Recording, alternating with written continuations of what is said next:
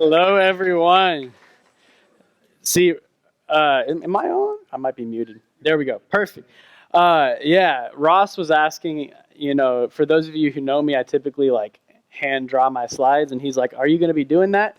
And the answer was no, but I didn't want to tell him no, so I just added one hand drawn slide that says hi. Side note, Peter, is it cool if I close this trap door? Or okay, cool. There is an entire trap door that's closed there. But now we're doing all right. Hello, everyone. My name is Rhett. As David mentioned, I was one of the pastors here at UTD for several years, was a student here, altogether was involved for a decade. And just in May, they decided to ship me away to Arlington to pastor over there, and they've been tearing me apart in Arlington. So it's good to be back. Just feels very warm and safe here, and I love it. And we're going to start out with a game that I love to play during my sermons, which is, what are these people crying about? Which, side note, having 4 screens, it feels overwhelming. It's a lot of crying faces.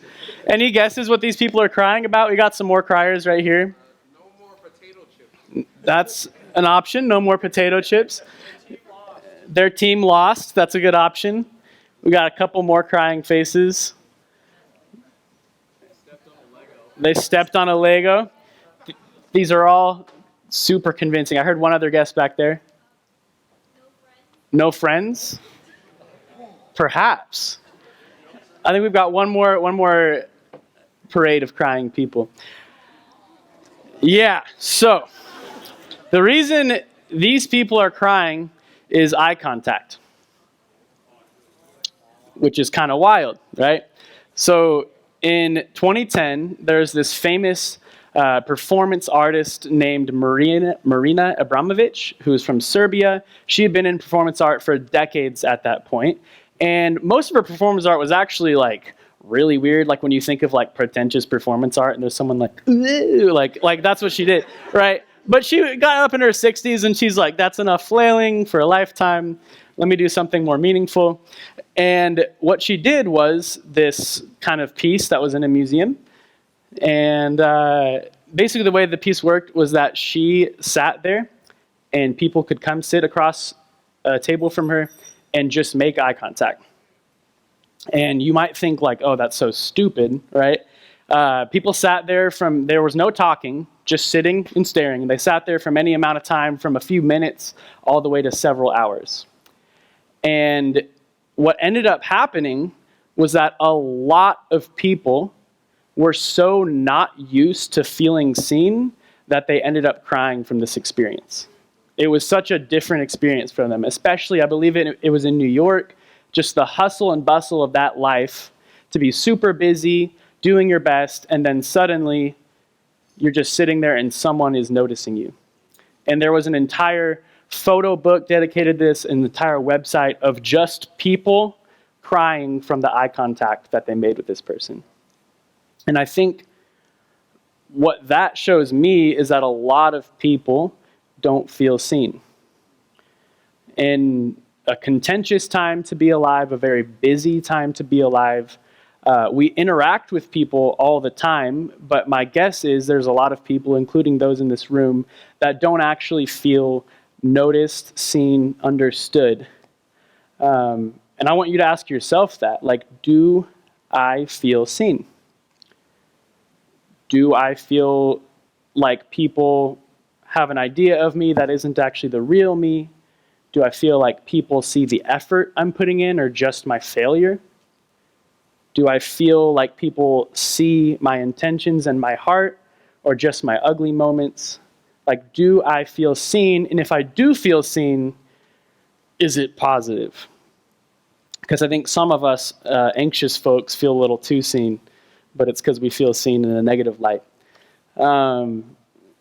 Thousands of years ago, before these people in 2010 had a profound experience of being seen, there was a woman in the ancient Near East who had, I believe, a much more profound experience of being seen.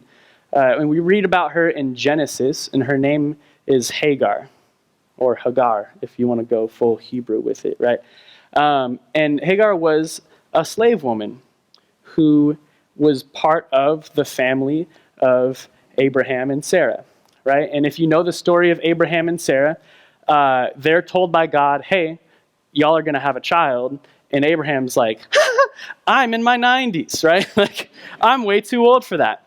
And so rather than trust God, Abraham and Sarah come up with this plan for him to go and sleep with Hagar, who up until this point, you can imagine, was probably pretty invisible, right? She just takes care of things behind the scenes. She doesn't have her own family. She doesn't have her own identity. And suddenly, she's pregnant, and so she goes from behind the scenes to very important, right? Abraham starts to notice her. Like, this is his first chance to have a kid.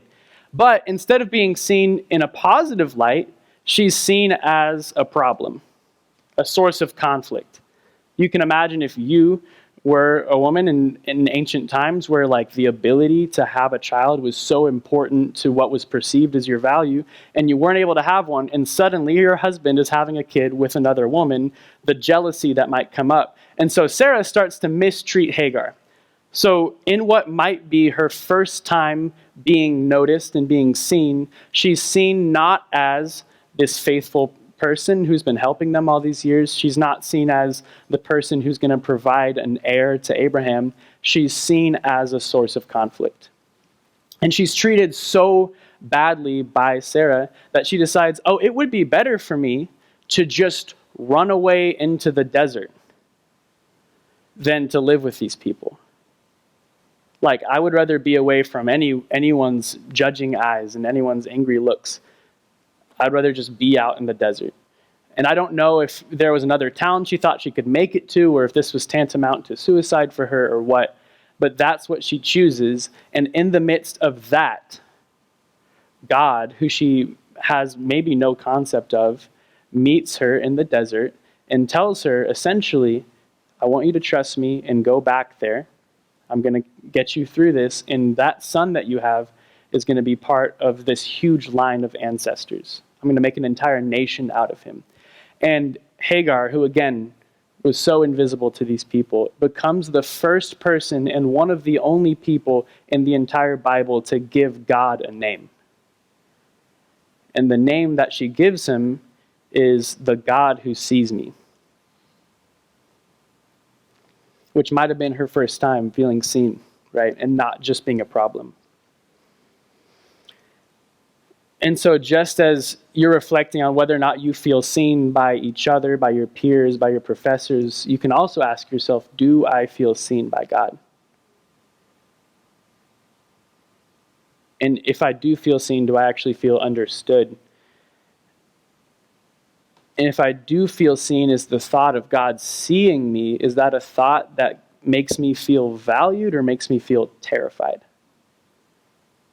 Because I know a lot of people who either don't feel seen or feel terrified at the thought of God seeing them. I know people who have had to go to a mental hospital because of the fear of that. And then somewhere in between 2010 with this performance artist and 2000 BC with Hagar, a man who we believe was also God showed up on the scene, and his name was Jesus, right? And Jesus, as y'all, I think, have read about in your cores in Matthew 4 and 5, he went around and he called his disciples along to him and then said, we're going to go fish for men and tell people about the kingdom of God. And at one point, he stands on a mountainside and people gather to him and he starts to preach to them. Probably the most famous sermon of all time.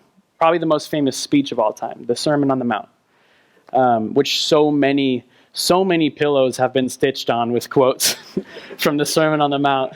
Do not worry. I said that like it's not a good quote, but you know what I mean. Yeah, and I think in this sermon, Jesus is looking out at this crowd and seeing them, right? He's seeing people who are mourning, and he's saying, blessed are those who mourn.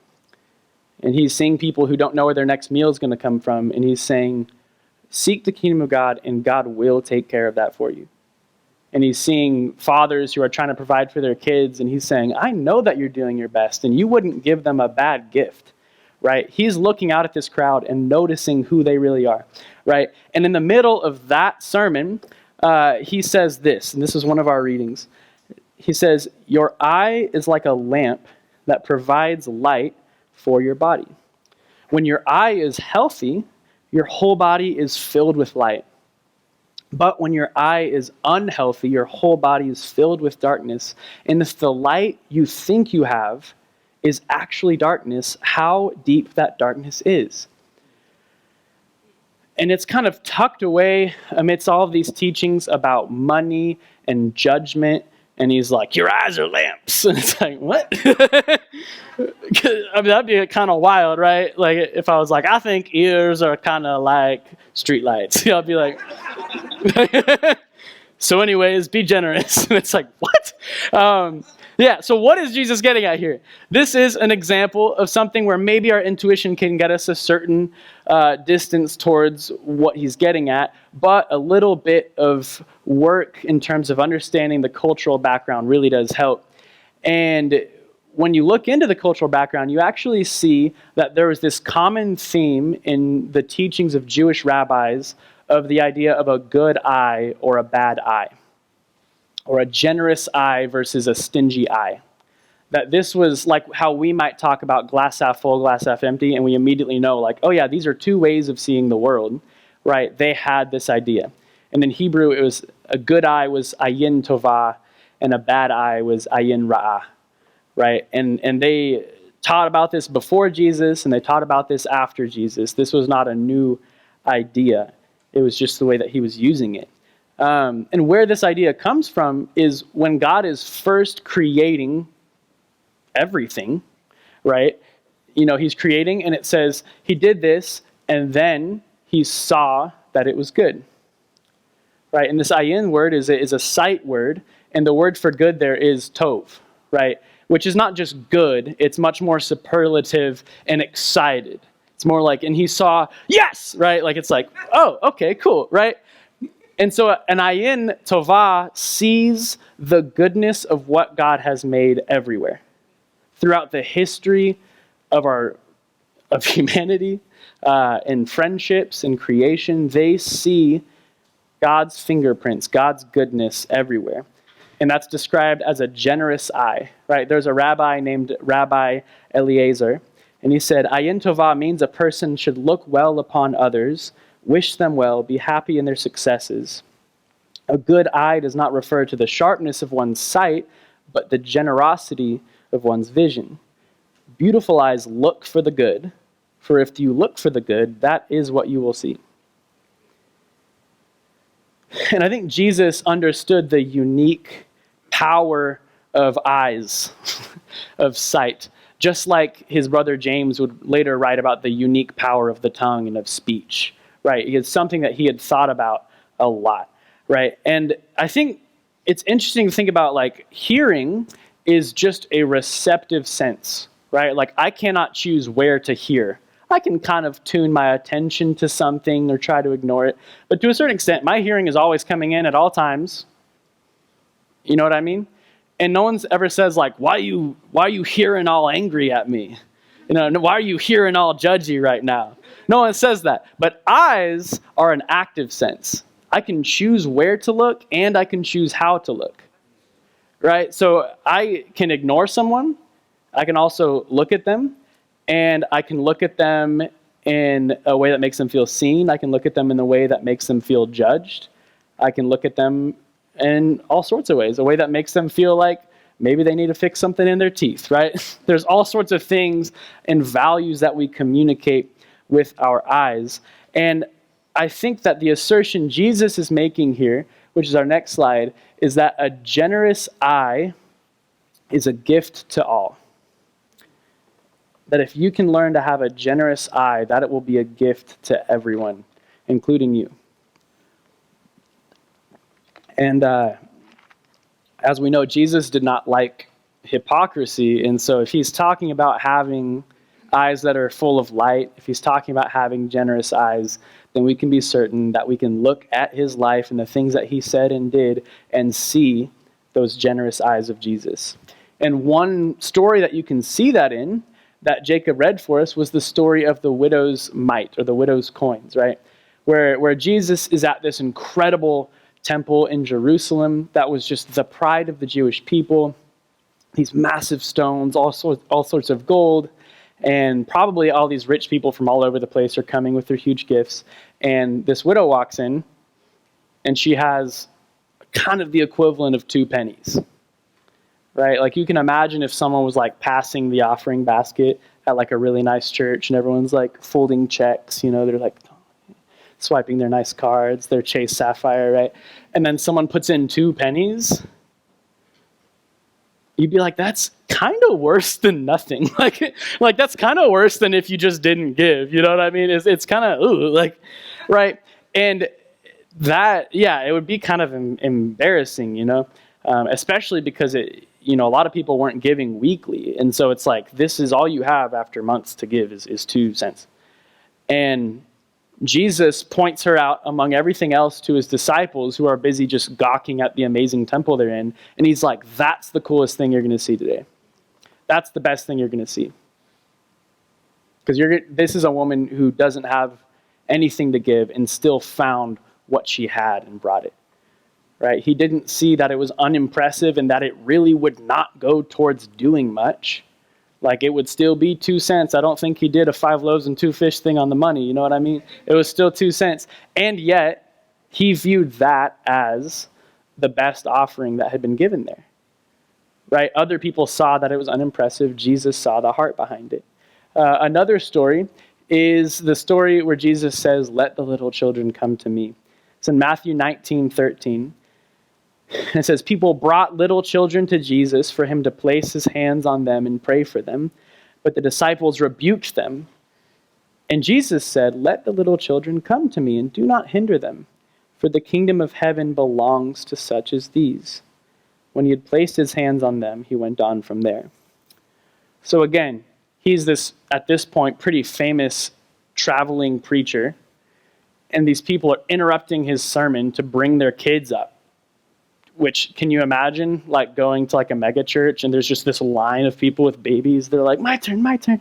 Like, you would be like, 1, that's very distracting. 2, pretty disrespectful. Like, we're having our altar call right now. You know what I mean? And it's like they're interrupting it to seek out something for their kids. And so the disciples are like, excuse me? Like, do you know who this is and who I am? Like, don't come over here. And again, Jesus does not see the inconvenience, which is a real inconvenience, and the lack of being considerate, which is also a real thing. What he sees is parents that this is their only chance to receive something from Jesus, directly from the hands of God, and rather than doing it for themselves, they bring their kids up there. And when he looks at those kids, he doesn't see just kind of this lump of nothing that doesn't know anything yet. He sees innocence. He sees this helplessness, and he's like, that's the kind of person that I'm looking for. Like, that's the kind of person that has room for me, who's curious enough and open enough to receive me, right? That's what Jesus sees. And the generous eyes are everywhere.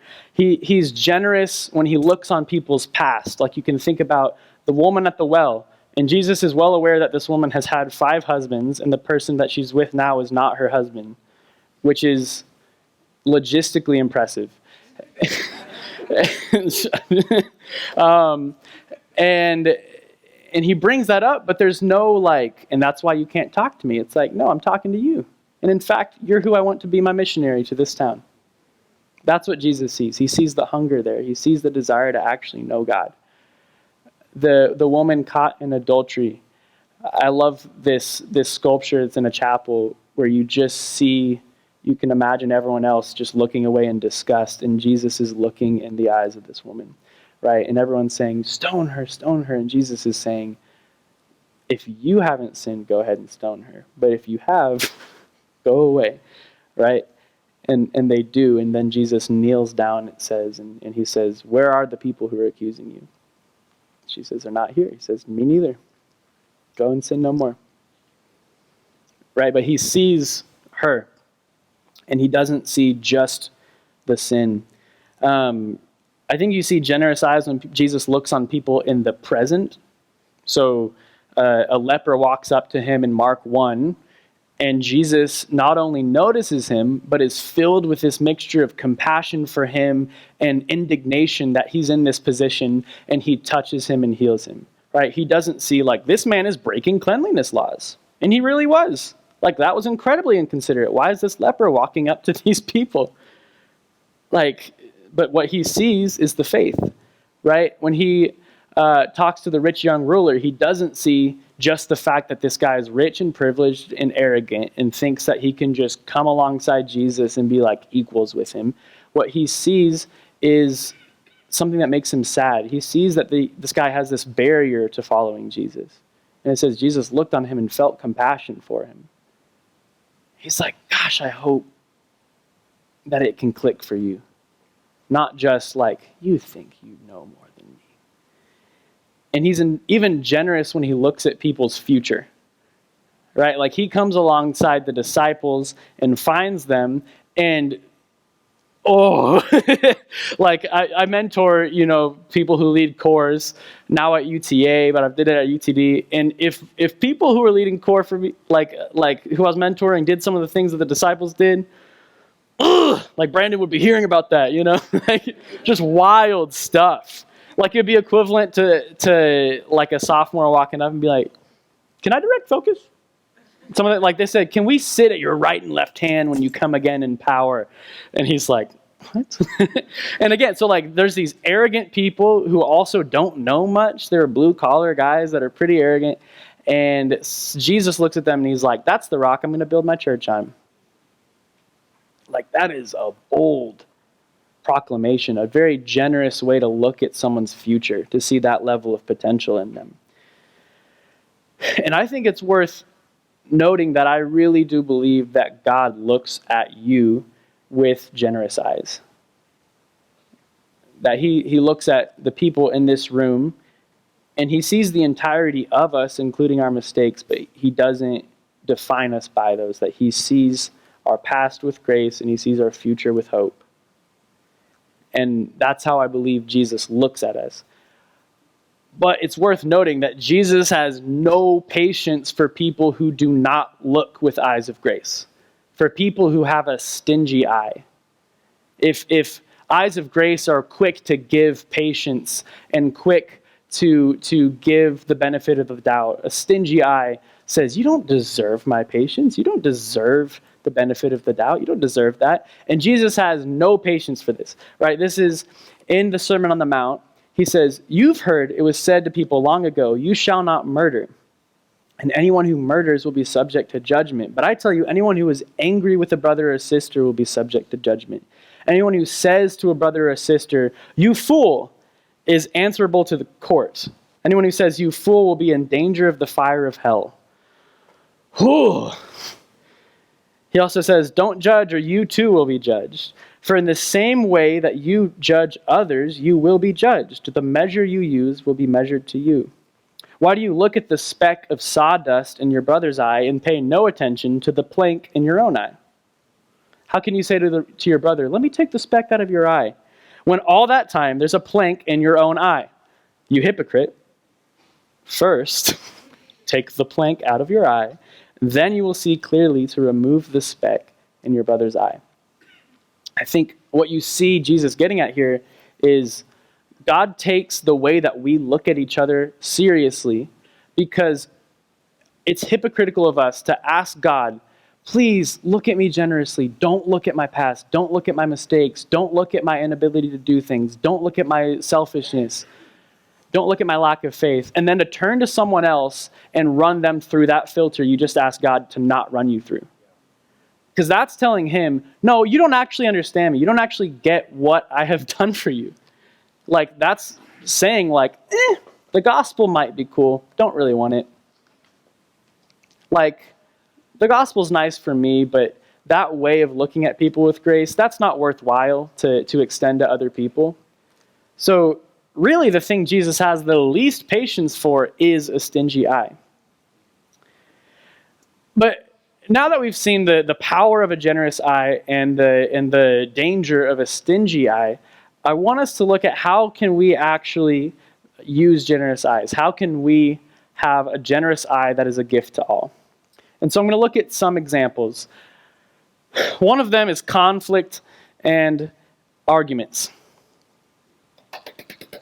Yes. Yeah, I think a lot of times in the moment of conflict, someone becomes just what you think they did to you. Like you become defensive and you see them as someone who is like woken up and said, "How can I destroy you today?" Right? Or you see them as just the biggest idiot who's so intellectually dishonest. You know what I mean? Like that's how we see people. And if you're forgetting what it's like to see people that way, election season is coming up soon. You'll get plenty of practice either seeing someone that way and having to repent or being seen that way. Am I wrong? And I have experienced, even in myself, becoming proactively defensive with some of my closest friends, family, with my wife, just kind of being like they say something, they bring up some issue with me, and I'm like, who the heck do you think you are? And I just, in my brain, I start winning an argument with them, right? And it's like, it's kind of funny, but in reality, like I've allowed myself to make a character of that person, caricature, and just see them as hostile and stupid, right? And I have had to out loud say to myself, stop. Like, stop doing that. Like, you're not living in the real world right now. I think a more positive example of a generous eye is just noticing people. Noticing cashiers and janitors and the homeless. People who, like Hagar in her time, are used to being pretty unnoticed. Right? Like they can't possibly be worth talking to. They can't possibly have a story worth hearing. Right? I think we can impart value to someone just by noticing them.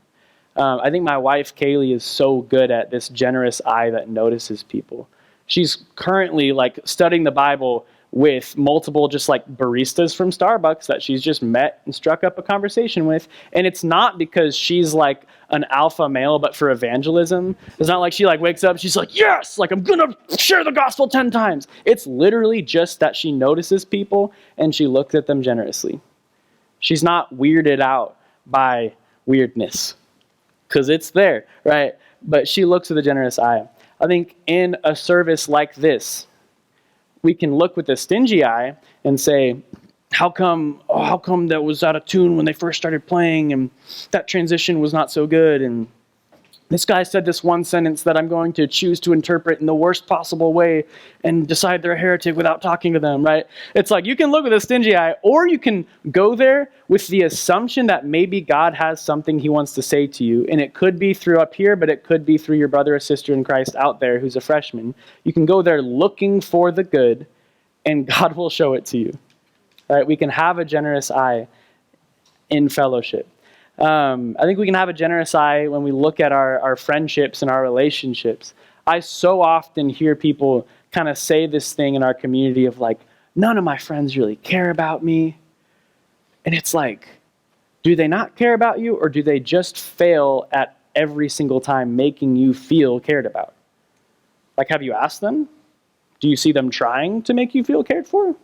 Or are you just assuming that because you deal with some anxiety and depression, your friends don't care about you? That's something I've dealt with. In this process of moving to Arlington, sometimes it can feel like, oh, no one's pursuing a friendship with me. And it's like, no, I just feel lonely because I moved. And it's a lot of new people. They're not doing anything wrong. They've actually done a wonderful job of pursuing friendships with me. And I think on top of all of that, we can have generous eyes when we're dealing with difficult or annoying people. Because as you see in 1 Corinthians 13, love always hopes, right? Love does not look for an excuse to write somebody off. It always hopes, and it hopes that the person who keeps making the same mistake, or the person that really annoys you, can actually become a blessing to you and to others. And on top of all that, a generous eye can be a gift to you if you develop a generous eye. Because for one, The first area where we see ayin tovah, if you remember, is creation. And so if you have eyes that look for the good and know you're going to find it, you will see the blessings and gifts and goodness of God just as you walk around. You'll see it and when you people watch. You'll see the beauty and the goodness of God when you walk by an animal, when you walk out in nature. I'm not being like a weird tree hugger here. This is just like foundational theology. And on top of all of that, if you have a generous eye that is hungry and thirsty to see God, to see his righteousness, then you'll find it, right? Blessed are those who hunger and thirst for righteousness, for they will be filled. If the number of testimonies I've heard from students over the year where they're saying, like, I was just looking to find a community like this. And lo and behold, they did. Right? I think in a lot of ways, it's not that we're manifesting something, you know what I mean? It's just that we're looking for it. Right? If you're looking for good, if you're looking for friends, if you're looking for the chance to generously love someone, you'll find that opportunity and be blessed by it. One thing I want y'all to reflect on, and I'm about to move us on to worship, is just one way that you can grow in having a generous eye. So I think that's a couple slides down. Yeah, one way that you can grow in having a generous eye. So just talk about that for like 1 minute with your neighbor. But I would encourage you to keep reflecting on it. All right, well, I know I'm cutting people off short. And I hope that you can look at me having to bring us back with a generous eye. Ha ha ha. But I'm going to go ahead and bring us back. Worship team, y'all can go ahead and come back up. I do want to make one quick side note caveat, which is to say that a generous eye is not a naive eye. Like, you can be incredibly generous, incredibly quick to give grace, even to people who have hurt you, and not be dumb. You know what I mean? So a generous eye is willing to forgive one's enemies, but a naive eye doesn't realize that enemies exist, right? In John 2, in the end of John 1, it says, Jesus loved everyone, but he would not entrust himself to anyone because he knew what was in each person. And so as we seek for God to give us these abundantly generous eyes, I want to remind us that a generous eye looks to bless others, but it doesn't look expecting to find someone who can replace God. It doesn't look expecting to find a perfect person. And so it's totally possible to grow in the generosity of our vision while also growing in wisdom. And if you want to know what that looks like, just look at Jesus, because he did both of those things incredibly well. And it was not safe necessarily relationally for him. It was not easy, but it was incredibly powerful. So I'm just going to pray for us, and then we'll move on to worship. God, thank you so much for being a God who looks on your creation and looks on us as people and as your church with a generous eye that's willing to look past the sins of our past and to look past our lack of potential and our lack of dedication, and is willing to see potential in us and look at us with hope. God, I ask that you would help us to be people who have generous eyes as we look at your creation, as we look at each other. And I ask that, as you promise in the Sermon on the Mount, that the fruit of the goodness of the eyes you give us would be light in ourselves and in our community. It's in my prayer. Amen.